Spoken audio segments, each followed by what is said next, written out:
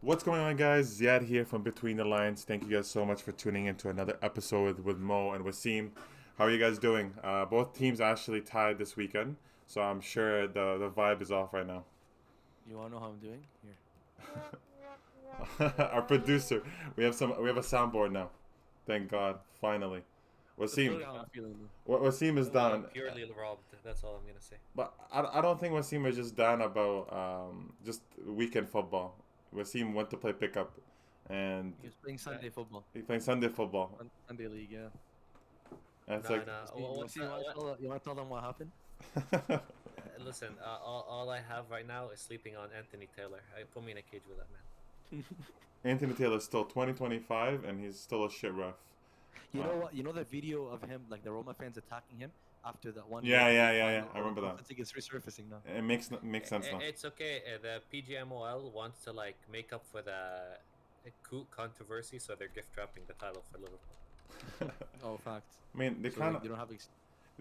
I Yeah, mean, yeah. they could drop points. We'll see. We're seeing that now, to be honest. But we'll talk about that. United and Liverpool, of course, played today. Today's Sunday, which was the biggest game of the weekend. So we'll definitely discuss that. We'll discuss Arsenal against Brighton, 1-1, and Chelsea against Crystal Palace 2-1-1.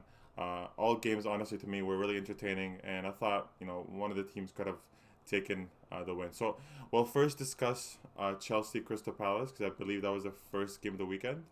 And yeah, well, we have Mo here, the Chelsea fan. First, what I wanted to say is Sancho is amazing. I will always want to Who? rate Sancho. Oh, Central. Yeah, That setup for the goal against for Palmer. I insane. don't think enough people are talking about it. That was an amazing play, and his Yeah, ability to dribble and that little Sancho's a pass. hated. Yeah, Yeah. yeah, yeah. And also, I want to talk about Jackson because I feel like again, there's some unnecessary stuff that comes out about Jackson. In my opinion, he should have scored one of the chances, of course. Of course, that one with the left foot where he shot it, he got saved. Honestly, you guys could have taken the win, like easily. The But game they should go have from been a here. comfortable 3-0 before Crystal Palace got a sniff. Yeah, Exactly. But yeah, unfortunately, like this is a trend lately. Ever since the Brentford game, like we used to be a very like free scoring team. We were like second highest scoring team in the league after Spurs. After that, like lately, after like past 4 games, we've either not scored or only managed to score one goal in the game. yeah. Um, So what do you think it is? and yeah, Is it a confidence issue? You guys are not. You guys are clearly creating chances, but just not we're creating finishing them. chances. We're Yeah, creating so many chances. Like nothing yeah, has changed in that yeah. aspect. But like, I don't know. Were we overperforming and now we have different expectations? Is it a confidence issue? I genuinely don't know. But what I do know is the chances Jackson is missing now versus the beginning of the season, how clinical he was. He kind of reverted to last season Jackson, where like his all-round Mm, game is amazing, but yeah. like you're lacking that killer instinct. And I said like this year, he has to hit 20 goals. You're not gonna hit 20 goals. I'm gonna ask for a new striker. So A new not. striker. I'm not gonna say a new striker to lead the line, but a new Yeah, striker for him to come and compete with. Like, yeah, man, when I yeah. was You have to. watching, you have to have like another Yeah, striker that yeah, competes. Like when I was watching before Drogba or whatever club you want to name, we always have two strikers that are going hard at yeah, it, and then yeah. the guy that's clearly better is gonna show, and he takes his game to the next level because he has to keep scoring goals to stay in the team. For But yeah, sure. and also yeah, like I do love Sancho and everything, but I was thinking about this today, man. You can't be considered an amazing player or even a good player. He's just decent at this point because Mm-hmm. all he does every game is just one action. Yeah, For you, like for me, how the way I see it for any position, whether from goalkeeper all the way to striker, you have to have like a sense of ruthlessness in you because you can't just do it once and that's it. Like your job isn't done after an assist. Just like Madueke after the Wolves game, second or third game of the season, he scored a hat trick. He yeah, disappeared after that. These yeah. these players like they relax. They're like, okay, I did my job. No, you didn't. You're just doing what's expected of you. Now continue to do it. Like you have to be. This is where like good players are separated from And actually great elite players. players. Yeah, yeah. Consistency, exactly. Yeah, for sure. And No, I agree, but yeah, I was gonna ask you before even getting into Sancho about Jackson. Like, a lot of people talk about Jackson is in the team. Him and Palmer press a lot. They mhm, press a lot. There's a lot of things they have to do off the ball. Do you mhm. think that's one of the reasons why Jackson doesn't finish, or do you think it's just his finishing ability, and overall, just that's why he's not finishing, or is it because his conditioning maybe falls off throughout the game? That's actually a good point. I was talking about this today with my brother, and I was like, last season Jackson. You know how like last week I told you I'm like Jackson looked tired. Yeah, last season I never said this about Jackson under Poch. The one thing Poch had is he had these players fit and ready to go for 120 minutes. Mm. They never looked tired because Yeah. his whole game was high intensity, box to box. With Maresca, it's more about control, and I guess there's less of a focus on fitness, and that's why around 70, 80 minutes you see Jackson dying out. So if he Yeah. hasn't gotten his goal before that time, Jackson isn't It's scoring. done. So yeah, of course, like the pressing and the running has impacts it negatively, but you're in this system where like you are our main goal threat and you're not getting the goals. You're getting the chances, by the way. He had, Yep. I want to say 2 clear-cut chances, I agree. and then the one where he like dribbled that one player, cut in and hit it with outside of his foot. That was Yeah, nice. that was He should nice, have gone yeah. on target. Still, again, I still He think should he could be have scoring hit it more. with his left, man. He should have hit his left. I yeah, agree. Yeah, it should I have hit it with agree. your left. Be confident with your weak foot. You're a striker. You gotta have both That's the feet. thing, man. But that's the thing. Like, why? I mean, like as Chelsea number 9, this is the stuff you have to be scoring. You can't like I can't be like, man, Jackson, you're so good because of his hold up or his link up or his Yeah. pressing. He does all the stuff amazing, but you need to get your goals. Like, clearly, our wingers are not good enough. I was really excited by Neto, but I expected Neto to rack up assists, which he's not getting, and I He's still not, think yeah. that's because we don't have a killer in the box. Like, you need someone with a presence. Jackson is not the guy that's gonna give you headers or like really throw his body on the line like to score like in between 2 defenders or something like that. Yeah. Jackson is the guy that wants to run 1-on-1 with a center back and take him on and finish. So again, with Neto, I'm blaming him because he's not providing enough. And Sancho, like, man, 1 assist every few games is not enough. Like, you have to start scoring now. Yeah. He's not shooting enough, unfortunately. But I don't think Sancho. I don't think Sancho's a winger. It's like Hazard almost. Like he's not a winger to score. And I know you can't teach these players. No. At this point of their careers, this is who he is. He's a creative winger that might get you an assist here and there. He's gonna get you the ball up. But Neto has to be the scorer, unfortunately. And I don't know if Neto is capable Neto of being does the not one. have goals in him. Like, not Yeah. that many goals. But the issue is, like, I don't know, man. I disagree. I think this comes down to like one-on-one coaching, which clearly Maresca is doing because Sancho is shooting more than I've ever seen him shoot. Like when I used to watch him at United, he Yeah. never shot. This guy was playing just for vibes. Yeah. At least now he's playing with like a sense of directness, Yeah. and he wants to have. He's focusing on output, which is why he has assists. I think he's on 6 assists this season, by the way. Yeah. But in terms of shots, he's not shooting enough. You saw him against Spurs. He shot one from outside the box and he hit it. Like we said this before, these kind of wingers, man, it's all about volume. Shoot. One of them's gonna go in. Against Crystal Palace, he didn't have a single shot, man. Yeah. And I want to speak about Palmer. I love Palmer. He's elite. Like, he's gonna be an insane player. But man, this guy does like. This is the issue. Like, Foden. I think Pep coached like the flair out of him, the like sense of like you Yeah. do something, you create something out of nothing. This is where Palmer is at right now in his career, where like he's still inexperienced. Like the ball he lost, he shouldn't have done that. He had 2 easy options: either dribble it back or give a back pass to Correa. Yeah. Palmer decided to run in between 2 players. He got dispossessed because he was pressed. He was double Yeah. teamed. I think either Yeah. double Yeah. teamed or Double triple team. teamed. Yeah. Yeah, and the turnover was gone. And then I can't obviously only blame him. Like our defense, they were set up, so I'm not sure how that ball wasn't stopped from getting through all the way to Mateta. But again, like this is where Palmer I think needs some coaching and guidance. Plus, he needs to start learning because it's not the first time he's done a turnover. Yeah. Yeah. Thing is with and- Palmer, you know what I see is sometimes players. So what happens is players, will perform really well, maybe in a system that's more, maybe it's not as strict of a system, right? So they'll be very creative. They're able to do a lot of things. But when a manager comes in and is wanting results, and last year you guys didn't have the results, but this year, of course, you guys are turning around. You top 4. So the focus is results, and Palmer is being asked to be maybe more.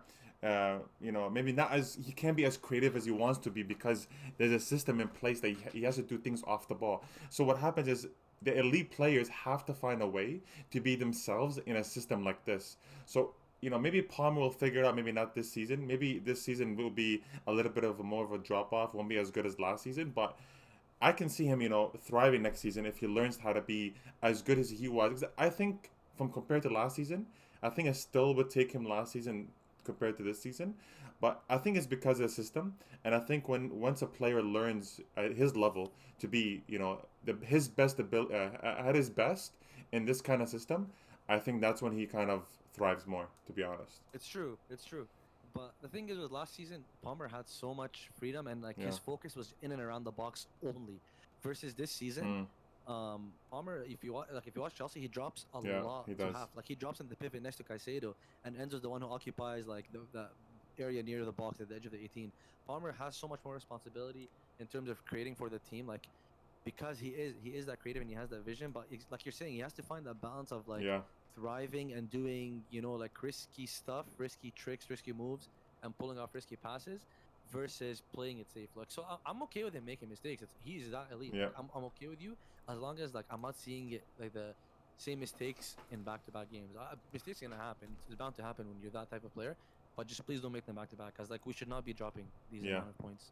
100%. Why do you think Reece James didn't play? I thought he was gonna play this yesterday. Yeah, so against Ipswich, Maresca was like he's gonna get some minutes. He didn't get minutes. Just want him to travel. But I said he's gonna get minutes against Crystal Palace. I think the game became too stretched and up and down. And with his hamstrings, and you still don't know how much he can give you. I think it's better the way like how Maresca is managing him, because Maresca honestly spoke about it in the press conference multiple times this year how much he loves Reece James and how much like Reece James will elevate the team in terms of performance and results. Yeah.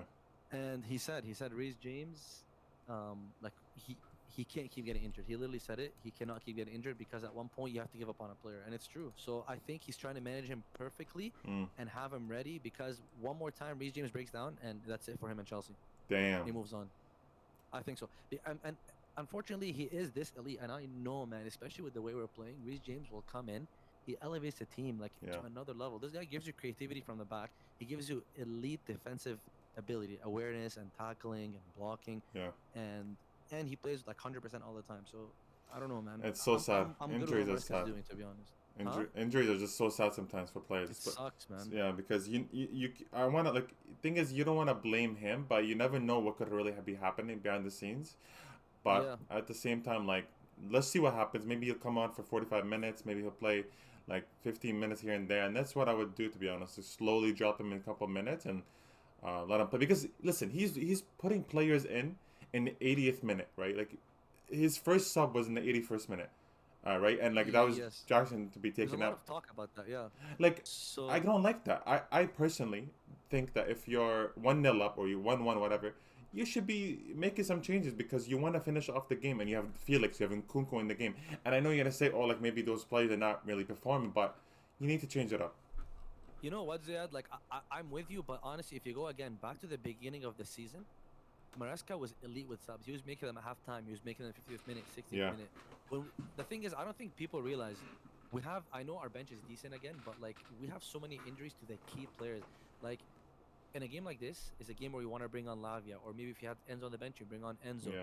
But for me, if you're gonna bring on Nkunku, his pressing automatically drops, which is it's shit. We're getting it pinned back by Crystal Palace, so I'm good with Nkunku not coming on. He did put Mark Gu on, and Mark, man, that guy ran himself to the ground, which is amazing. But he still didn't have that real good experience yet. Yeah.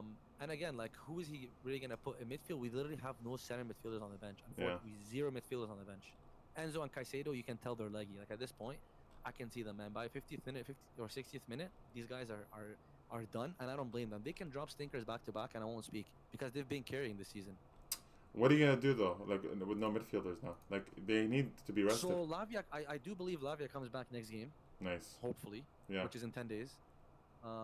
And he actually promoted. Like last week, I was telling you guys I want to see Josh Chimpong get promoted. He actually started, by the way. He had a very decent game. I liked him, and I think this kid, like, I'm down for him to keep playing center back. He's a right back, but he has the height, he has the pace to play the center back position the way we play. Because our center back, whoever's on the side, like on the right side or left side, that guy is required to run so much in terms of like between our net and half, and also cover so much space sideways. Like if you see Konate, he always gets dragged out wide. Yeah. This is the same thing that was required from our center back. When Fofana got injured, we dropped because of that, man. Fofana, Maresca would play against any striker and man mark the striker with Fofana, because Fofana would track him all the way to their net if the striker drops, or he's ready to sprint towards our net because he has that pace. Yeah. And unfortunately, we lost him. We lost so much of the way we played. Yeah, no. Let's see what happens. I think you guys just need a better bench. To be honest, as you said, no midfielders on the bench, and especially in the Premier League, it's going to be tough. So, do you think any January signings are happening, or? Again, man, get me Liam Delap. I will fucking pay 40-50 million for that guy. He is a guaranteed success. And I don't know. I'd still take a center back. Although I love this kid, Chempong, I still think he's young. He's 18. He's 18, yeah. You need this year. You have to get top 4. Honestly, if we don't get top 4, it's a failure. Oh, 100%, 100%. It's a tight race, man. Now you guys are like behind Liverpool, obviously 10 points, but a game behind. But you guys, I don't think that's your focus. behind Arsenal 4 points, and now Newcastle 1 point behind you, and City 2 points. And Forest have a game in hand. They play tomorrow, and Yeah. they're already a point ahead. Yeah, exactly. So honestly, top 4 is very tight. And by the way, if you look to 9th, Fulham, like even though Fulham is 6 points behind you, it's a very tight race. So honestly, tight, the table could look so much different at the end of the season.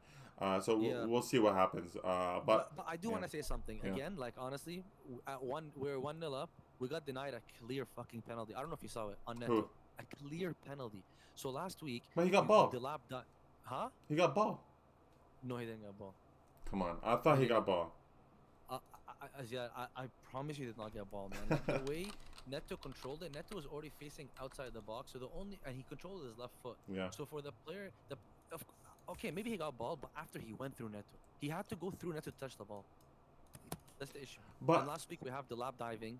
yeah, that was a bad dive. Yeah. It's so fucking pathetic. By the way, we had a counterattack. We had a situation where it was gonna be 3-on-1, but they brought the play back because there was an offside on Eze. It was hilarious the way they brought it back. The play had died out, and when we started counterattacking, the referee blew his whistle. It was insane. Oh, I was gonna lose my head. No, We were 1-0 up. refereeing in the country is so bad.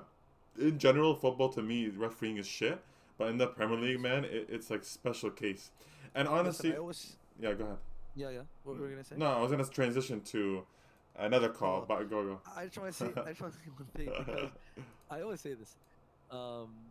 Like it's funny. The Premier League's in England, but the worst things about the Premier League is the English players. They bring the level down, and the English managers bring the level down, and the English referees bring the level down. The Yeah. only thing that's good about the Premier League is the foreign players, foreign managers, foreign owners. Nothing English is actually good about the English Premier League. It's embarrassing. It's hilarious, and it's always been like that, like Legit. for a long time, especially in the 2020s. But speaking about calls and speaking about controversial calls, obviously Arsenal had a controversial call happen against Brighton. Joao Pedro scoring the 60th minute penalty. Some Arsenal fans feel like that was not a penalty. I personally think. It's a Wassim, hold on. Wassim, my point is this. If you're gonna say that it hit his chest, I couldn't see it properly. I don't know if it did. But Wassim, when you try to make a tackle and you miss a tackle, don't you get him? The ball hit his head. He hit his. But hit his head after though. After. The ball deflected off of his head before they made contact with each other. Before it was Play in after. slow motion. Dude. Watch the ball. How could he make I'm gonna contact watch it, with the ball but- before he made contact with his head? Because it hit off Joao Pedro, then it hit off the guy after. Hit off Saliba after. It hit off Joao Pedro's head, then hit off Saliba's head, then they contacted heads. The ball was going nowhere for Joao Pedro because it deflected. The ball deflected off. It was going nowhere. I agree, but I'm saying that it's still a penalty because it's in the penalty box. No, because it deflected off Saliba before they made contact. That is not a penalty. Ziad, when you look at it, do you think it was a clear penalty? No, it's not a clear penalty. No way. I would never say that. So the reason I'm asking that is like because I did say at one point I said it's a penalty but it's soft. But again, like in my opinion, I have to keep watching it multiple times. I know. And I think the moment you have to keep watching it, Yeah. you can't give something that's gonna change the game as a stonewall penalty. You cannot. I don't think you can award it, and it's embarrassing because there is VAR. If Saliba rolled on the ground like fucking Joao Pedro, he would have not given that penalty. That's how sad Anthony Taylor is. If Saliba literally went down with his head, he would have just stopped as a stoppage time. Oh, Yeah. I'm watching it right now. Oh, you're right. I actually hit off Saliba after. So Joao Pedro hit the header, hit Saliba, then Saliba hit him. Yeah. And that's what I'm saying. Yes, Yeah. Joao Pedro headed it. Then the ball did scrape off of Saliba's head. Yeah. And they made contact with each other. Again, at the end of the day, listen, I can say Arsenal are having a bad season. Games against like Chelsea, we drew. We deserve nothing other than a draw. Yeah. Everton, Fulham, sure. Refs have genuinely robbed Arsenal of 6 of 8 points this season, and that's with us having a horrible season. Brighton, home and away, we just got costed 4 points when they had nothing. Wait, Wassim, the home one was it was the Rice red one. card for, Rice. apparently because Kicking the apparently ball away. Rice wastes Rice. time in like the 50th minute. Oh, but see, And by the do you way, think we you guys have did enough? gotten.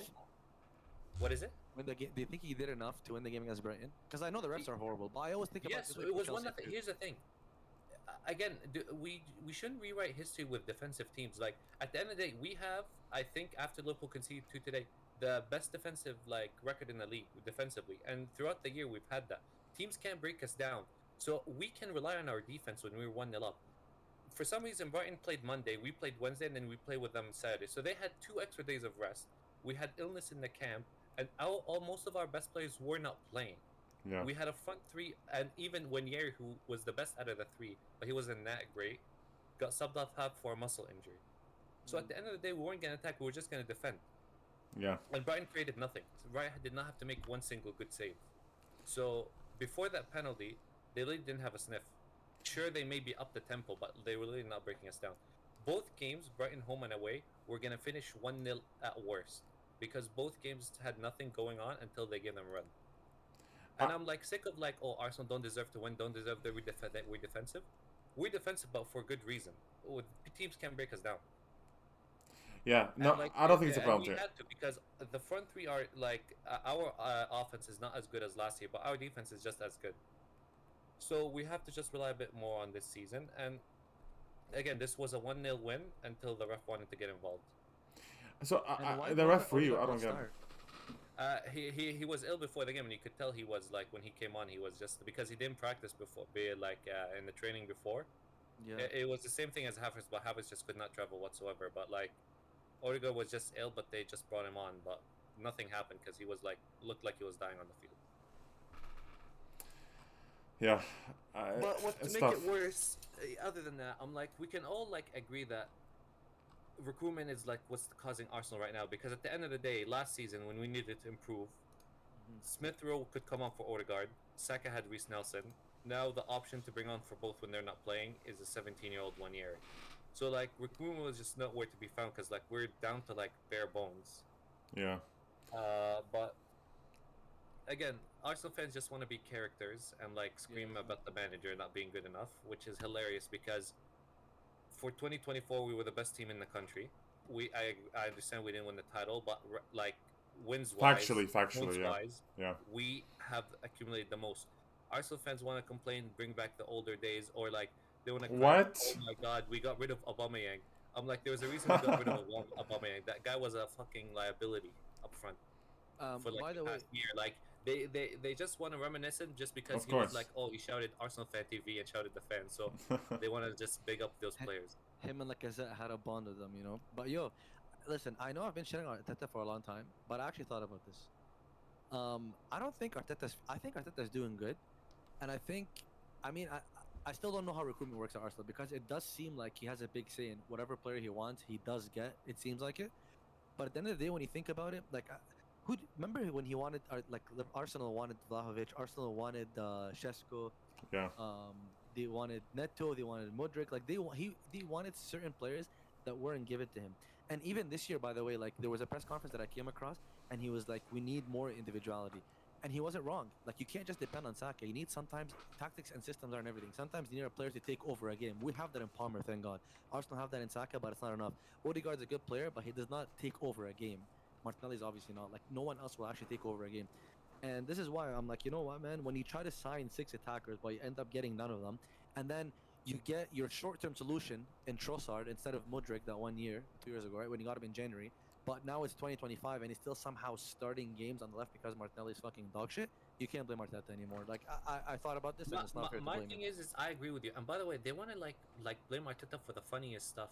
Like, oh my God, he's not true to us. He's like, oh, we have to find internal solutions and stuff like that.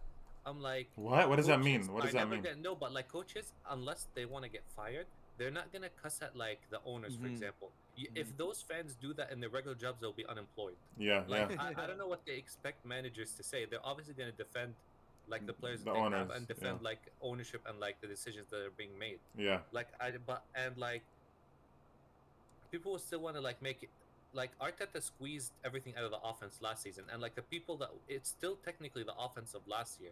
The only issue is that the short-term solution, for example, like Saka's numbers are still the same. Since Odegaard's injury, his numbers are like non-existent, and Havertz's numbers are honestly more so the exact same. Yeah. But it's the other options that are up front; their numbers just evaporated. And what do you expect when Jesus outside, a Jesus like Trossard starting? Like, come on. What do you like expect? Trossad's numbers evaporate. Martinelli's number evaporate. Jesus, thank you for like 5 goals against Crystal Palace in the past 2 years. Um, but like number wise, I'm like outside of like Saka and then Havertz, the numbers from the other people that were like putting in numbers last season just non-existent. Yeah. So you have to rely on your defense. But when teams can't break you down, but refs are giving you gifts, that's what's gonna happen. No, that's actually true because, like you said, you have to probably maybe be a little bit more defensive, especially with the front three that you have that don't play with each other very often, and maybe are not comfortable. Maybe they're not going to create as many chances as a normal front three for Arsenal. So right now it's like a difficult spot. And honestly, I can see even with the squad with Arsenal, it's similar to Chelsea. Their bench is dog shit. You have no fucking bench. You have no midfielders on the bench, of course, aside from Odegaard, who's supposed to be starting. But these players don't have that. I'm sorry, the manager doesn't have an ability to be like, oh, you know what, this player's not playing well. Let me take him off and play someone else. He doesn't have that comfort. When I saw the lineup, like we weren't gonna create that much. Like our triple pivot was like Rice, Jorginho, Moreno, Rice, and like at one point I couldn't. I didn't know which one he wanted to be more attacking, Moreno or like Rice. But I'm like, that is the midfield. I'm like, what creativity do you want? Yeah. I think the biggest issue, and we said before the game, it's just a hindsight thing. Is he gonna put like Partey in right back or Lewis Skelly in right back in the wrong position? Yeah. And he will with Partey, but you don't even know that if he proved Partey midfield, Skelly in right back, it was gonna work. It's just a decision he had to make. But like my issue with Partey was like his passing was just absolutely dog shit. Every single attempted through ball on the wing he tried to like make was just horrendous. It's not his position. That's the issue. Yeah. But like some players, like. I know it's like a system and you have to be good, but some of them just move in slow motion. It's like they're processing the next step once they get the ball. It's like Moreno, my trigger with him is just he takes too many touches. My man just released the ball. Someone give you a 1-2 and they ran. Just give it back. He's too big. Takes too many touches. That like the midfield is just way too slow. Way too slow. Yeah. It's like the creativity is one thing, but they're just too slow. Like I was surprised he played Jorginho, just because I feel like. At this point, Jorginho, I wouldn't just play him in an away game against players who are more like pacier and more technical on the ball. Wait, Wassim, did he have an option though? Like you said, Odegaard felt ill, so he had to. Like, it's not an optional thing. That's the thing. Like I just like obviously before the game, like I didn't know Odegaard was ill, so I would have or potentially like I heard like also Martinelli had a knock before the game. That's why he didn't start. So I think Wanyeri got the start because of that. Like, thank God. Put Wanyeri in like midfield and like put Martinelli on the right. Yeah. Just for the sake of like that. But I saw Martinelli come on, Wassim. I saw Martinelli come on, and I swear to God, I feel like he's getting worse every game. Okay, I swear. No, don't worry. Like it was just like, and the thing is just about Jorginho playing midfield. But no, don't worry. The people that came on just dropped stinkers, just as like the first. Yeah. But at the end of the day, for me right now, I wouldn't even buy if you're gonna buy like a temporary replacement in like January. I wouldn't even get one. Yeah. Because like I agree. Our biggest issues that like even the Trossard signing was an emergency one. Like we're not buying players that are gonna be better than the starting 11. Like we're just buying like bench players. Yeah. It's like unless you're gonna buy a starter. Yep. Don't bother. I agree. Okay, here's the thing, like. I defend Arteta. Now I have to shit on him a little bit to balance it. With Martinelli, like we always talk about Martinelli, and I always say this about a coach. Like, has Martinelli improved since he came to Arsenal? No way. Apart from the one good season he had, he hasn't. But I'm not gonna say it's all on Arteta. But again, like I'm gonna compare Martinelli to Sancho. Of course, Sancho's a better player technically, but Sancho at United was fucking dog shit with zero output. Yeah. Now you have a manager who came. Position him, tell him this is your zone. Like you control this zone from here to here. This is what you do, and then the final third is what you do. Not take too many touches, give through balls, put like this amount of balls in the box, and he's done it. And there's clear output. Now with Martinelli, I'm confident in saying there is no one-on-one coaching between him and Arteta, simply because every game Martinelli does the exact same thing. Head down and try to take on the player, whether he's on the left, whether it's on the right. So that's my only like. But is that a? Do you think that's an Arteta issue, or you think it's a coaching staff issue? Though, is that Martinelli has shown zero. There is no way your 1-on-1v1 have regressed this bad. My man is genuinely being ushered to the side every time, and it's triggering. I know every time. Like, that, well, that's the thing. Like every now and then when I say take on a player, in my mind I'm like, why take him on? You're just gonna lose the ball. Just pass it back, which we usually do at this point now. Because Because No, I'm asking, like, do you blame this on Arteta? Like, why is this on Arteta, though? I'll tell you why. I'll tell you why I do. Do you see how the way Martinelli dribbles, how he puts his head down and tries to knock it and run? Yeah. Like, wingers, there's something called like creating separation in terms of like the way you cut in, or when you want to like take it away from your fullback and run with it the way Martinelli does. He does it wrong. There's certain angles to hit a ball at so that even though the defender sticks a leg out, like he's not gonna reach it. Martinelli's not being taught to do this stuff, and like you don't just learn it. You don't just learn it by playing consistent games. This is a coaching thing where it comes in, and he tells you like there's a specific way in terms of where you kick it and where you run. Because clearly what he's doing is not working, and he keeps on insisting to do it, and it's not changing. This is why I'm putting on Arteta. Like this whole separation thing is not working. Honestly, if you watch any winger in the Premier League, man, Mudryk, the guy with shit on, that's one thing he could do properly, separation. And he was garbage out of the Pochettino. The moment Maresca walked in this season, everyone and their mother saw it. The way he was cutting in and like shooting or passing a ball. If you watch Robin Zeiad, everyone knew what Robin's gonna do, and people think it's because of his space or agility he was able to get from his fullback, but it's not. It's the angle that he cuts in, and it makes it impossible for the player to actually get close to him. But no. This is why I'm saying it's coaching. The issue is with this, what you're saying is that you're talking like he's an 18-year-old learning how to be a winger. But the only reason I say that is because think about when he was in 2021, 2022. Yo, I would see ability that he could take on players, cut in. I'm not saying he was a great winger yet, but he was able to cut in, take on players. So to me, it's like a confidence issue because he cannot take anyone on anymore. Like, okay, you're saying he has to learn how, but he knew how to do that 2 years ago. How do you? It's not like he did. Just to the league and unpredictables, yeah. I don't know, man. Like, no, for me, honestly, it's just regrets. Like the things you were saying, he was doing. For me, though, before, I could give him the excuse. You know what? I can get why like you're having bad performances when our whole focus was on the right side, because like honestly, if you have Saka on the right, Martel on the, I'm focusing on the right side too. But now that Saka's injured, you're technically the main man on the wing, on either side of the wing, because I think he's gonna be now has to be a solution. If he does not rise up their game, it's going to be 2 years of him having awful performances, and I would just upgrade the left wing, and it's just between him and Trossard to sit on the bench. And if you sell Martinelli at this point, I just wouldn't even blame the club, to be honest. Yeah, and you're going to get 30 million back for him, like now at this point, to be honest.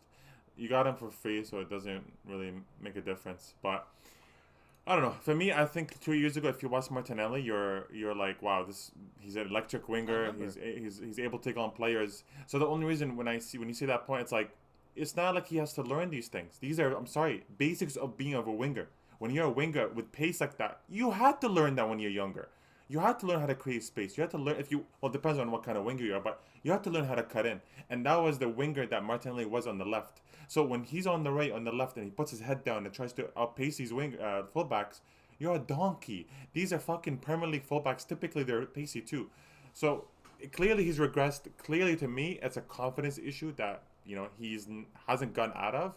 And again, Arsenal dropped points, and I don't blame Arteta anymore. Like the squad is thin, and they should have won that game, to be honest. Listen, I still say, sure, offensively, like we regressed this season. Yeah. But these were simple 1-0 wins. I watched the game. Sure, we only had one chance, but the way we were defending too, they were never going to break us down. Yeah. And it was just a gift, and it was a gift at the beginning of the season. And at the end of the day, it's just funny how, listen, I'm not going to say conspiracy and whatnot, but these mistakes have been happening way too many times for like Arsenal this season. We're the only team, and by the way, we're apparently the most booked team in the Premier League this season with yellow cards for time wasting. We time waste, but you're telling me, because I watch the games at the Emirates, teams from 12th to 20th don't time waste more than us, and they don't get yellow card. The league is trying to just make examples out of us. 3 red cards for kicking the ball away, by the way, when like it's not anywhere near the end of the game. And by the way, I can maybe name one time where someone else got a red card for time wasting this season, if someone did, by the way, because this I've not been seeing this. Now with this red card, the Saliba red card against Bournemouth, when like every other foul that was almost exactly like that was just a yellow card. But we're seeing what kind of example? Why would they do an example for you guys? What's the point of that? Because the dark arts. Because pundits and all that media wants to defend and start mentioning, oh, Arsenal do dark arts when apparently when Stoke City were doing corners and stuff like that, resilient, tough to beat. But now, when Arsenal were like pussies back then, now that they're now tough to beat, I wouldn't became compare dark Stoke and arts. you guys. I would compare maybe Mourinho's Chelsea, maybe dark arts, like dirty But stuff. no, Yeah, in general, like that's when like people used to like be like hard yeah, fouls, like yeah, yeah, tough to be to use pieces as specialties. yeah. It was like rated back then, but now my club doing it, it's like apparently like scummy dark arts. Only the only thing they can do. Arsenal are hated, to be honest. But I But don't like at the end this of the day, like. Anthony Taylor was in his feels because Arteta yelled at him at like near half because we were supposed to have an advantage, but he stopped it for some reason. So he was so he was in his feelings. Referees can be emotional, dog. To these are big Yeah, results. legit, You know, like legit. you're trying to at least compete for the title. I'm not saying they are competing, but you're trying to. Listen, And it's hard to. we're 6 to 8 points off this season with how shit we've been, with how bad recruitment, bad injuries. Yeah. 6 to 8 points off single-handedly because of the referees. And listen, Liverpool have some tough away games, but I'm not gonna say anything to that. But what we could get into is Liverpool United. Of course, a shocking result for honestly all of us. A lot of us expected, 4 to 6 nil win for Liverpool. But first, I just want to say that I think today, I don't think United did anything special.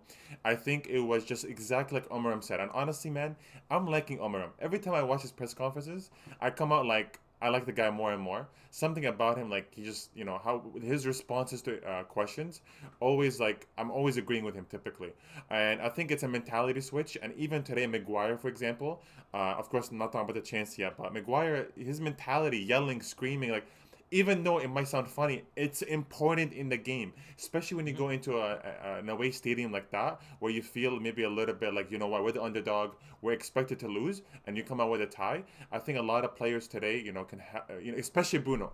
I think Bruno today was man of the match for me. And again, we can shit on Bruno all we want. Typically, a lot of teams want to have a player like that. That is very passionate. Very press is very strong, and at the end of the day, if they're on it, they can make the right passes, and I think he made the right passes across the game most of the time. So 2-2. Of course, 80th minute, Ahmad scores, and I saw Van Dijk was very frustrated this game from his team, and especially from the right hand side. Mhm. Clearly, United were targeting that side. Arnold, we can talk about the contract situation, but he didn't have a good game today, especially with the yellow, and they're just attacking his side. But what do you guys think of the game? I think again, Liverpool didn't play their best game, and it's a big result for United. I mean, Um, United, the players I guess wanted to try hard because it's like a derby. Yeah. But I mean, congrats on a good performance. Now you're like 0 wins and 5. Like okay. seven or six. Oh Hold a no, second. because they beat Man City, so it's like it cuts it up. But like, yeah, I mean like United fans are like, I just love this mentality of like they're treating this as like a World Cup final, and the fact that they somehow won this, and the players are all like celebrating all that. I'm Legit. like, damn, they're so down that bad. They Still are to Wasim. celebrate They're like World down Cup. that bad. A tie against Liverpool, they'll take it. But Listen, uh, but yeah, like their players showed up today. I mean, again, like sometimes with these like derbies and stuff like their rivalries, like the players will always show up. But at the end of the day, you have to play other games, and if you're only gonna show up for like these big games, you're gonna exactly, just stay where you are. Exactly. exactly. I mean, Ziad, I think they did do one thing differently. Like the other games, they've been focusing on Diallo's side, like on the right Mm. side.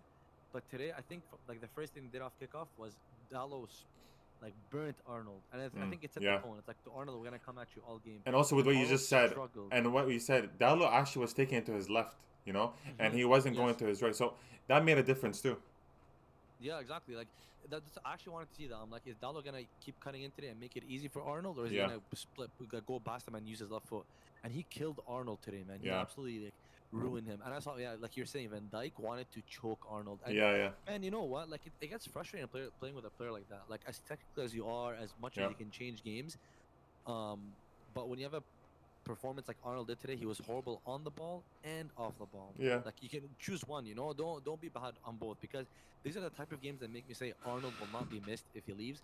The only issue is which right back do you replace him with. But Arnold as a player, he will not be missed by Liverpool. Like he's such a defensive liability, and like this is the reason Konate gets dragged out wide so much for him. Konate has to do the work of two players, for himself and for Arnold, and I hate watching it. Yeah. Um, So, but no, what you just and said that with like doing you're trying to protect Arnold.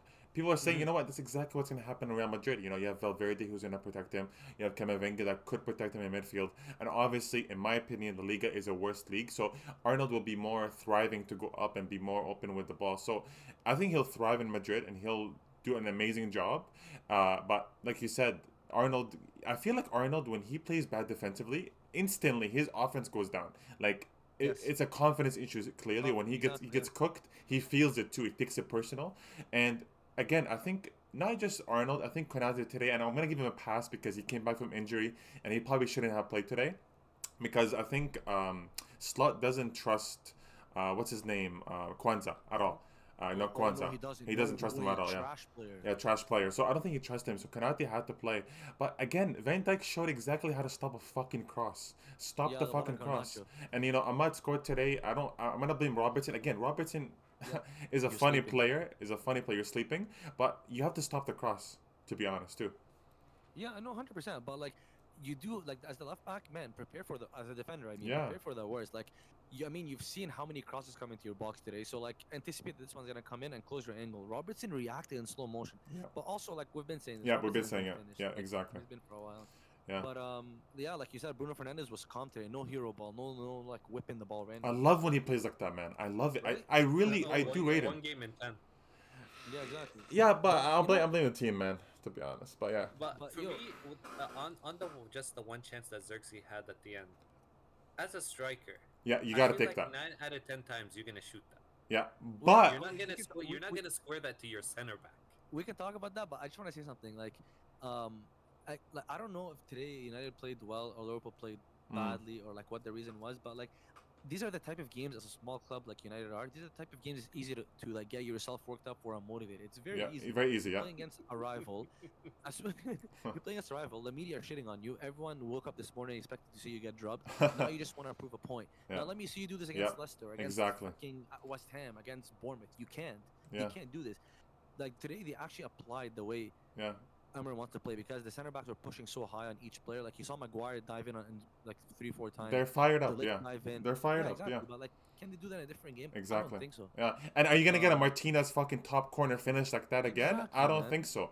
So No, you you have won't. to do that every single game, and I think Omram has been saying that for a long time, where he's like, you almost have to instill that mentality towards them, and you know Mhm. it might be difficult. Some of these players, like to be honest, like the loser Delict, yo, listen, Delict has to get the fuck off this team. What a garbage player. Delict is one of the worst center backs I've ever seen. Seriously, he always ruins the team and the issue. Like, he always ruins the chances of winning. Delict today, like, how do you have your hand up like that? And some people are saying it's not a penalty. I don't give a fuck because That's a Delict. Why penalty and a would you half. put your arm up there? Because they're saying actually hit off his chest, didn't hit off his arm. So they're But why saying the fuck is his arm flailing? Was he trying to exactly, fly? exactly. No, I don't know. Like you shouldn't be doing that. And when Maguire is looking good and Delict you're looking horrendous, like Yeah. it's a sad time. And you know today the midfield Ugarte and Mano, I think they did well, and it's a good Mhm. midfield to play against the Liverpool midfield. Again, Ahmad has been killing it. I think overall that's their best midfield Yeah, combination that they can do in midfield. I I agree. think so too, but again, like Ugarte, it's very easy to get worked up for a game like this. Are you gonna Exactly. play this against Bournemouth, against fucking Christie and Billing? No, you won't. You And won't. you didn't. They lost 3-0 at home. Yeah, yeah. Yeah, lost 2-0 at home, and they got dogged by fucking Newcastle. This is a once in a lifetime. It's not gonna happen against the season. I'm just worried. Maybe when they come to Chelsea, they're gonna fucking perform the same way. We'll see But against against Southampton. for We'll other see teams, Southampton. Yeah, like I mean, I know true. Arsenal is next, and they're away from home. But I want to see them against Southampton. How are you gonna play? How is your mentality? You should be playing like that every single game. And Amarim actually said he's like, he was not happy with the performance today. He said that. So when Amarim is like, listen, the whole media's saying good things about your team, I'm gonna say something bad. You know, the team didn't play very well, but we'll take the Yeah. result. So again, your coach is seeing things that clearly there's issues, and he said the only thing that kind of changed is a mentality. He said it's easy to just say, but hard to do. And now it's about being consistent. Go against Arsenal, have the same mentality, and we can talk good about you. Exactly. Yeah, I respect that. I respect that. I do. I really respect it. But I Because, want, like- yeah, I respect it. But we can talk about. Listen, the chance that Xerxes had, I agree. He should have taken the shot. But what the fuck was that pass? Why would you bounce the fuck out of... I don't blame I have Maguire, so by the many way. things to say about that. I don't blame Maguire You whatsoever. don't blame, but really, yeah. I don't. Dude, you set it back. You think about Maguire. 90th minute, he's like, oh shit, I got a chance like this, and it's bouncing off. I'm done, man. I'm sorry. It's so shit. That's the thing. That's what I'm saying. I have a lot of things to say because Not everyone's you, Num Num. Not everyone's you. Not everyone can finish that top corner. Yo, I would swing and miss, by the way, in Anfield. The ball's going under me. But what's it called? I'm getting tomato thrown at me. What's it called? I don't know if he could have shot it because, to be honest with you, there was two players rushing back on the line, and I think It's not an easy chance. Right? It's not an easy chance. It's not an easy chance. Yeah. And again, like if he's a killer, sure, he's gonna shoot it, but he's not. He's not him. But the way he cut it back, I know it's disgusting. I'm with you. In the beginning, I didn't know it bounced. Yeah, I thought it was like Maguire just missed it, and I'm like, man, you bottled it. Yeah. But yo, like the way he fucking passed it and it bounced, it's disgusting. But hear me out, okay? Did you see Maguire's reaction? Maguire didn't even look at Xerxes or complain at Xerxes. And you know, I actually respect that. You know why? Because as a professional footballer, this is still your bread and butter. I don't give a fuck if you're a goalie or you're a center back or whatever you are. Yeah. This is your bread and butter. You are shooting a ball every single day of the week. Yeah. Leading up to the game, you are training 5 or 6 times a week. You are touching the ball every single day, and like, you should expect to finish these kind of situations, whether it's bobbling or not. Because yes, it bobbled up, but bobbled up, man. He made it bounce. He did it on purpose. You know that Ozil pass, dude. He bounced that shit. Why? I think it's scuffed. I think it's scuffed. Yeah. But here's my thing, Zeiad. Again, like you're an athlete. You're a footballer. You're playing with a ball every single day. You're shooting a ball every day. Where's your fucking coordination, Maguire? This is to me, it's embarrassing. You know what? This is chance I liken it to. For me, it's the same thing like when there's a corner and it misses everyone and a player at the back post misses it because he wasn't ready. Yeah. I'm sorry. Like, these are chances you should be ready for. You're you're a professional footballer being paid how much? So are you saying... In the box, you should be finishing it. Are you saying shot on target at least? At least on target. Because I'm not telling you to score it, but at least the target. Because as much as it bobbled, as much as he scuffed it and it came to you, Zeiad, if you notice, he hit it clean. So if you hit it clean, keep it down. You know, it didn't. It's Maguire. I know what you're saying. I know they shoot the ball all day, but it's Maguire, man. Like, look at Lisandro Martinez. You're right. Like, you had a point because Martinez is center back. He fucking finished that like insane.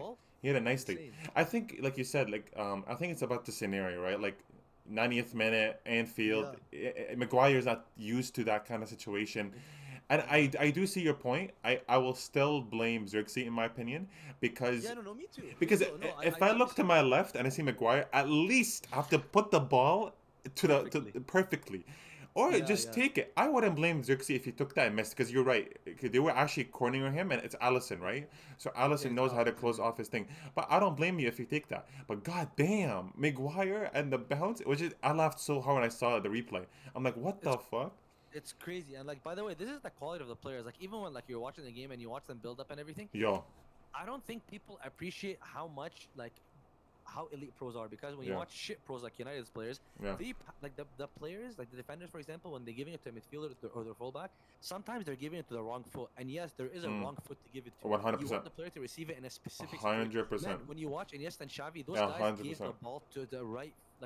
And they think about that. Right direction. Exactly. No, but if you're an elite baller, because they give you the ball and they're like, what are you gonna do next, right? So if you want to dribble the ball, you want to take the ball, we're gonna put the ball in front of you.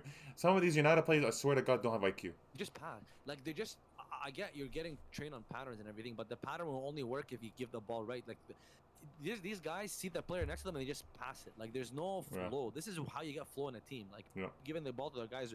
Correct foot and giving it with a correct pace behind it. They don't do any of that stuff. No, I agree. Well, I want to talk about one more thing about the Liverpool team, and that's Arnold. You know, there's a lot of rumors happening about him going to Madrid. Obviously, you know, that's even been rumors for a while, even before his contract was running out. But what I wanted to ask is, do you think Arnold is kind of stabbing Liverpool in the back for going for free to Real Madrid? Is Arnold what? Is he backstabbing Liverpool for going for free? You know, some fans are saying, "Oh, Arnold's going for free. He's not getting us some money to our club." But here's what do you the thing. think? This is on again Liverpool, which if you notice, it's an issue with like Van Dijk and Salah too. Why is he on like six months left? And by the way, Wassim, what you said, Salah is one of the best wingers in the world, if not the best, obviously. Van Dijk, one of the best centre backs in the world, and Arnold, one of the best fullbacks in the world. It's on the club itself, and I like how like So, like, Salah addressed this in the media and he got abused for it. Arnold chose not to address anything and it's just rumored and he's Yeah. getting abused for that. Yeah. Yeah. Yeah. It's just Yeah, fans being entitled, and I we're agree. more in an entitled age, to be honest, with social media and stuff like that. Like, of course, it's not a coincidence. Like, they cussed him out the entire week. He's getting Yeah. death threats and everything like Yeah. that. Yeah. And like people are screaming at the top of their lungs So on on entitled. Twitter and So stuff like that. entitled, And man. but I still think like I'm not gonna say it's backstabbing, but if you're gonna entertain or not shut down rumors, is by the way, especially he's from Liverpool. This is his club. Yeah. So if you're not gonna shut down rumors in the media or whatever, however way you want to shut it down, put in a good performance. Don't perform like this, like a fucking dog shit Yeah. player Yeah. against a rival that everyone, like your whole city wants to beat. Yeah. Put up a good performance. Like this is horrible. Either say you're leaving at the end of the season, but you're gonna give it everything, or say you're not leaving. Do one good thing. He's done everything wrong. Just like today, he was horrible on the ball and off the ball. He's doing the wrong thing in the media as well. Like Arnold's not doing anything right at the moment. And by the way, number two, this is a whole mentality thing because he's clearly distracted by those whole rumors. Now on 100%. the other side, look at Salah. The whole world is talking about Salah, Yeah. doing comparisons with other players, looking at his contract. Like you have fucking Liverpool legends or heroes, whatever you want to call them, like Carragher in the media shitting on him every single day or every week. Yeah. Yet Salah is still putting up numbers. Now Arnold, this is the only maybe the first or second week where there's been talks around him, and the guy collapsed. But So Num like, Num, it's a mentality thing. don't you think that maybe because Salah wants to stay, that's why maybe he's talking to the media? And Arnold, I think he wants to leave. He's gonna be like Beckham. He's gonna be like Owen. He wants to leave. He wants to try something new. Yeah, no, you're not wrong. But of course, Salah made it clear that he wants to stay, but it doesn't change the fact that he hasn't gotten a contract, like approached by Liverpool, and right now he's imagine playing and not knowing where your career is gonna end up. Yeah. Like he could be so distracted. He talked about it. He said You're sometimes right. I get distracted in a game, but then I knock myself out of distraction. But I'm like I want to focus here and do something big for this club because it could be Yeah. my last year. Yeah. There's a difference in mentality. And by the way, did you see Salah's celebration after he scored when he sat down? Yeah. Yeah. I think he means he's staying. I genuinely think that celebration means I'm staying. I think Salah is staying, man. There's no way he leaves. And I think when you know what with you, what you're saying, the mentality. I honestly think, man, Salah is someone that consumes information. Like for example, he always references people's advice, and it Yeah, see the one seemed about Wenger? Wenger. I saw the one by Robertson, and Yeah, clearly he's someone that wants to learn and like yeah. he wants to be better mentally. So I think Mhm. the way he's approaching the media, and some people were saying, "Oh, why would you talk to the media?" I'm like, he did the right thing. He's pressuring the club, just like every fucking superstar in history has ever done Exactly. in every sport. By the way, they do that in basketball, they do that in football. So when when you're the superstar and you're the one, making a difference in the club, you're gonna talk Exactly. some shit in the media. I'm waiting on the fucking club. I want to sign a contract. Point blank. Period. But I think with And Arnold, he's younger. He's still something. He has something to learn, and he's in a situation where he's gonna leave. But I don't know. I don't think he knows how to break it to maybe the fans. His boyhood but club the thing is, stuff. I agree from Nonum to a point. Like, some players get impacted by like things or by like abuse or some or like a lot differently, to be honest. And it's not a coincidence. Like, I'm not gonna say like anytime like Arnold's like the scapegoat of Liverpool, like if something doesn't go right, Yeah. but like English players get like different abuse, and I do blame this mm, partially on like English media and the Yeah. things like they spew, and then on top of that with like English fans, because like players like Arnold, players like Saka, Rashford, and all that. Like the moment they drop a bad performance, you're gonna instantly see like monkey emoji in the DMs, for example, mhm. Yeah. Yeah. and like it takes effect. Like for example, other players can do better in the media. Like Salah handles media better. Madrid players, I feel like when you had like players like Sergio Ramos and stuff like that, they couldn't give a fuck about media and stuff Yeah. like that. Yeah. It's just like, and I feel like when it comes to English players, I do believe they do get impacted by media and abuse a lot easier. It's And more I think that personal. is More like partially a personal. mentality thing, but it's Yeah. like it's not a coincidence he had a bad game right after a whole week of getting abused by his fans. Yeah. It could be something he has to learn. Still a young guy, 26 years old. So we'll see. I think he goes to Madrid, and I think he's gonna go the right way. He wants to try out new clubs and new teams. And honestly, people going off the point of, oh, he's leaving for free. He's not giving anything back to Liverpool. But what about the performances he put up and he's helped you win titles, right? And he did that. And by the way, you paid nothing for him. Why do you think you deserve money for him? So it's No, but if they wanted to sell him, like if they wanted money, they would have sold him in the summer. They would exactly. have sold him a year before. They maybe would have did a 2-year extension 2 years ago to extend his contract. Yeah, Like if he has 6 months left, at that point it's not on the it's player. the club. The Yeah, player shouldn't like think about, oh, let me sign a new contract, let me protect my value, and maybe they will sell me. What if he protects his value and Liverpool say, oh, we're not gonna sell you? yeah, and you can't do anything about it. And then you It's force at the it, end of the day, and it's then on the club more than the player that it's 6 months left on his contract. yeah, it's a tough situation because we don't really know what kind of contracts they've given Arnold. Because I'm sure they've tried to, but we don't know. Like we have no idea even with Salah, with Van Dijk, what's going on, and that's the issue. We're all speculating what's happening with Arnold, and it could be like, you know what, he's not signing a big contract, but he wants to go to Madrid again. If he wants to go to Madrid and he's given it all, to me, khalas, it's okay. Like we shake hands, it's over. To me, Arnold is not the complete. It's not Salah. I'll say at least. And by the way, it's not Van Dijk. I'll rather keep Salah and Van Dijk than keep Arnold, to be honest.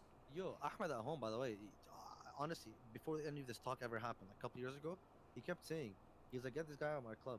As much as honestly, as much as he does for them, Yeah, like he does let them down a lot. He honestly does, and of course he was a big part of the way they played under club. yeah, But under Arne Slot, he needs a solid right back with the way they play, man. Like he's not Arnold is actually a liability now. yeah. And And by the way, last week against West Ham, did you see a celebration where he did that like yeah, talking. talking too much sign? Yeah, So what are you doing that for then? Like exactly. No, I disagree. what signals are you sending, man? Exactly, because if you're saying that, that means you're staying. That's what. Yeah, That's what exactly. it gives me the vibes of. So, He's I, actually an idiot. dude, he's I don't know, immature. I think that's all. But honestly, good result for United. I think Arnold leaves. Maybe you think he leaves January, maybe end of summer, right? No Summer, way. right? Yeah, end of Yeah. season. Yeah. But we'll see. I think they'll be fine without him. Now I think they have to replace honestly Arnold and Robertson at this point. Yep. Yeah, both. So it's gonna be a tough summer for them, and we'll see what happens. But I'm sure Slot and if Salah and Van Dijk stay, that's a big win. And I don't think they have a lot of other positions where they have to make changes. So I think they're okay. I'd say they probably need like a center midfielder, to be honest. Like what? Like a rotation.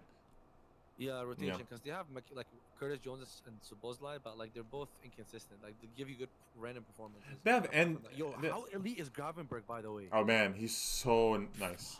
I actually love him. I'm so happy he's doing By well, the man. way, see, so like this is what I mean by when Improving? I say a coach can improve a player. Mm. Like look at him under Klopp, he was dog shit against now under Slot playing. Whoever thought fucking Gravenberg would play in a six? Yeah, because This he's doing guy- so well defensively.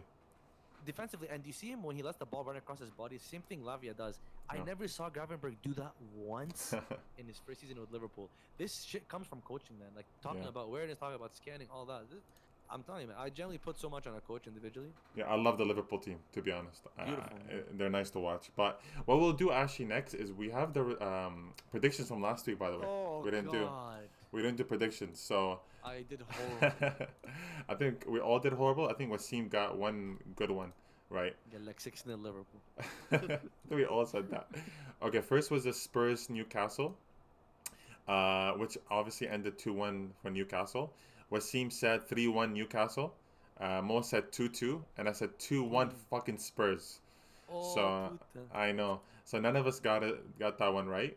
And At least then I guess the right side, I guess. yeah, Yeah. Oh, yeah, true. You got the win. You got the win at least. Yeah. Sorry, I was gonna say CP. Crystal Palace Chelsea. Mo I said said 3-1. 3-1. Wassim, do you remember what you said? I think I said a draw to be hipster. Yeah, you said 1-1. So Oh damn. Wassim got it right. No, I'm sorry. I had a feeling. I got a tinkling. I respect it. And Ziad, you said 2-1 Crystal Palace. You were Yeah. almost right too. Damn, this guy remembers. I City West Ham. Wow, wait, hold on. Oh, 4-1. So Mo said 3-1 City. Yeah, and then Wassim said 5-0 because obviously he captained Haaland, so he had to say Haaland. that. What I don't Wassim? know. That was a big win though. Salah scored one. Not enough. I needed. Yeah, exactly.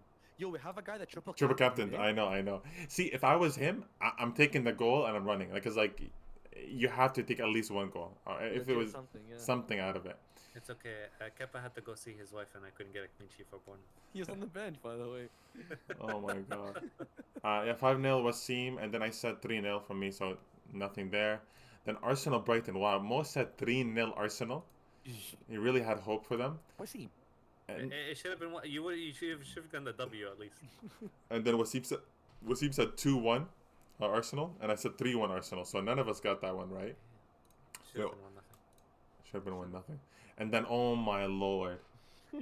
Oh my lord. Yeah, Liverpool United 6-0, 4-0, 4-0. Mo said 6-0. Wasim said 4-0. I said 4-0. This is what it tells you. We had no hope.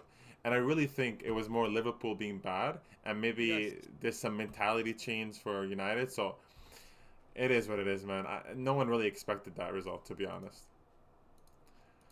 So what we could do next is we can do the predictions for the Carabao Cup and the next week too.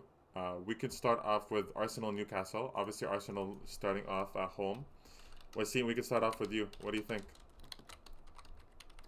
Tough game though. 2-1 Newcastle. What? 2-1 Newcastle. How much? Wasim. Do you want me to be truthful? I'm tired. Wasim, you're home. You're at the carpet. Wasim, why? Do you think just like You squad think depth? Strike Force Jesus Trossard Martinez is gonna score against Newcastle? I'm lucky I'm giving us one. Maybe Gabriel set piece. Damn. Mo, what do you think? No, I'll say 2-1 Arsenal. 2-1 Arsenal. I'm gonna say. Wasim, wait, is there extra time or what is this? What happens No, there? it's two-legged. So there's gonna be a second leg. I'm gonna say 1-1. To be honest, I agree. I don't think they're gonna score, but they're good defensively, so we'll see. Damn, so we have all the results. Tie, win, loss. You know what we can also do is we can do. This one's actually a tough game. Bilbao Barcelona Super Cup semifinals. That's a good one. Actually, Bilbao at home, man. Oh my lord. So that's gonna be a tough one. What do you guys think? I'm gonna say. It's one-legged, by the way. There's no two legs. Yeah. I'm gonna say 2-1 Bilbao. 2-1 Bilbao. Yeah. Okay. Wasim? 2-1 Barcelona. Damn. Honestly, man, I'm gonna say 3-1 Bilbao. Damn. I know. We're Bring gonna. back the Aduriz days. Remember Aduriz? Dries, man, used to cook us every game. I know. Every time he would be elite. I'm telling you, some players, man, just thrive in these big games. I They, know. they probably get He was themselves old hyped. too. Yeah, get themselves hyped before night before. I know I would if I was gonna go to 100%. Camp Nou or something. I'm getting hyped. Spurs Liverpool semifinals. Spurs at home. 4-1 This Liverpool. has to do how much? But they might rotate, eh? They're gonna rotate hard, Liverpool, by the way. Honestly, I'm just assuming if they're gonna play one of their stronger lineups, I'll say 4-1. Liverpool, like their structure and the way they play suits the Spurs very well. They're gonna smoke the Spurs again. Well, what do you think? I'm gonna say 3-2 Liverpool. 3-2 Liverpool. It Damn. is two-leg, but that high line is gonna get eaten alive, just like in the first time they played. I'm gonna say 2-1 Liverpool. To be honest, I think they're gonna rotate, but Liverpool should be winning the game overall. Yeah, do you think Spurs are only gonna score 1 goal at home? Yeah. There's your chance to fix. So when you say 2-1, I said 3-2. Wasim, what'd you say? 4-1? 4-1. Yeah, 4-1. Now watch Spurs win. Yeah, and that's pretty much it for the. We can do next weekend actually. Yeah, we'll just do next weekend. Well, if we do, are we gonna do a midweek episode? Because if we do, we can then talk Yeah. about those games then. Yeah, we could do midweek. Maybe we'll see what happens over the week. Wait, is there? There's no Premier League next week. It's FA Cup. No, there is Premier League. Right. No, the Premier on the League is 14th. moved a bit. It's on. Midweek. Oh on the 14th. Lord, I hate that. I know. What? But why not make FA Cup on a weekday? No, that's I not don't- FA Cup. That's the league. No, but the Premier League is on Tuesday, Wednesday next week, Yeah. Yeah. and the weekend is FA. I'm saying why not make it the opposite? There's FA Cup? No, there's no FA Cup. There is. You guys are playing Morecambe or whatever. When? When is that? Saturday. What? Uh, Yo, what the fuck we are? I swear. What's the point of this shit? On the weekend, why, man? Yeah, we What- can talk about the FA Cup games on the weekend. We play United. You 10 play in a- a.m. on a cold winter January, by the way, in Canada. Bear in mind, we play United on the 12th, and then we play Spurs on the 15th. Whoever made this, and then in the 18th, Aston Villa. Whoever made the schedule is hilarious. I think that's Money- stupid. money They, grab. they should have rotated it. Like FA Cup, no one gives a fuck. No, people give a fuck, obviously, but like, come on, man. Put it on the weekday. I want to wake up for Premier League. Look at my fantasy. Legit. Come on, Yeah, man. well, Well, you know what I was thinking? I wanted to put our fantasy up, like all Yeah, we could. all our game weeks. So I'm down to even do that. Tomorrow I'll do it because obviously there's one more game and I have 3 players left. But Who do you have? I have one that's funny. Gayadis and Wood and Ina. So we'll see. I have Cells, the keeper. Man, bad week for me to be honest, compared to Man, everyone else. I What a missed waste out of on what a 6 waste of points. a That's fucking free hit. insane. It was a waste. I mean, depends what team. Oh yeah, actually We wait. still have Ilanga. Ilanga's gonna cook. I'm telling you right now. We have a demon in first, so it was what a waste of time. The funniest part is I told Wasim, I'm like, yo, double down on defenders against for Liverpool. Thank God he Raul listened to me. Hammond is getting gifted 2 Oh, penalties. guess who has him? Tired. Guess who has him? Number one I- player. Yeah, I'm telling you. I'm done, man. I'm done, man. Or Listen. even Salah, a penalty gift. Like, Yeah. just can we just not give the other people penalties? Listen, I had Delap, and as soon as he scored him, look his fucking goal. Go check Bender's team. I see it all Yeah, him in his I chat. know, I know. Why is, yo, who's in his here? Tell I me don't some, who's in his know. here? I don't Thank know. God, thank God Vanderberg is on the bench because I was gonna scream. Man, by the way, he got an assist, he got a clean sheet, and you know he scored a goal that didn't count? Man, Yeah, thank God he did not have him on the field. man. When I saw, by the way, I can't believe he has Mbiomo. He has, man. I'm done. My Gordon. No, you know, listen, fantasy always his thing. Like someone has, somehow the guy in first place has every single player. Like Yeah, even tomorrow he has someone. You know, like yeah. he Wood. never He has Wood tomorrow. Exactly. See, And even if he But, scores, I'm not He happy. started On on who? Ollie Watkins. Oh yeah. yeah, I know. Can I He's understand one how criminal. can't you get me 1 goal, what do you contribute? He's He finished. is a criminal. He's finished. But yeah, honestly, I'm gonna put out our game weeks for whatever we had. It'd just be fun to keep up with our league and what's going on. We're chasing first. Actually, one of our friends who started watching this year is first place right now. So we're trying to make a point that it does matter of watching all this football history to be good at fantasy. Someone is Right. in his ear. He is on Reddit and on Twitter But and but on YouTube. I'm gonna say even if you are, man, it's still you gotta pick the fucking players. That's the thing. I agree. They give I you agree. options, so it's not No, like I- easy. I respect it. Yeah, I but respect mean, it. No, I'm joking when I say Yeah, that yeah, I because, know, I like, know. I was telling Ahmed and Amr at home. Still, at the end of the day, Yeah, you gotta pick. he's like, you gotta pick the players, Yeah. and yeah, you gotta pick the captain, all that shit. Like, Yeah. there's so many opinions. At the end of the day, you're the one choosing. Exactly. There's a And lot he's of. he's using his resources. We can use his resources. I just hate having so many opinions. That's why I agree. Me and Wasim talked about it. Like even hearing from what Wasim wants, like I'm done. I like to hear from me. I'll take the L from me, and that's it. Because I don't like blaming So other listen, people. I think at this point you just gotta do what you just Yeah. do it and then tell me about it. Yeah, I know, I know. Yeah, exactly. 100%. Me and Wasim get on like 2 a.m. We're both fucking tired, talking about like, yo, who should I pick? Yo, fantasy, and when you're tired, is not it. So you get delusional and Yeah. some weird ass thoughts. Yeah, I remember Abdullah when he picked like the fucking worst fucking Abdullah players. picked Totti Gomez from Wolves, man. Aldala has too many picks. I don't know why he had Zinchenko at one point. Yeah, I know. But yeah, that's pretty much it for the week. We'll talk with you guys on Thursday with the midweek episode, just giving a prediction for the FA Cup. And I'm gonna post in the end of the episode, actually right now, our fantasy weeks. And if you want to keep up with our podcast, make sure to follow us and comment below just to kind of get the algorithm going. And make sure to subscribe. So we'll tune in next week. And yeah, peace. Peace.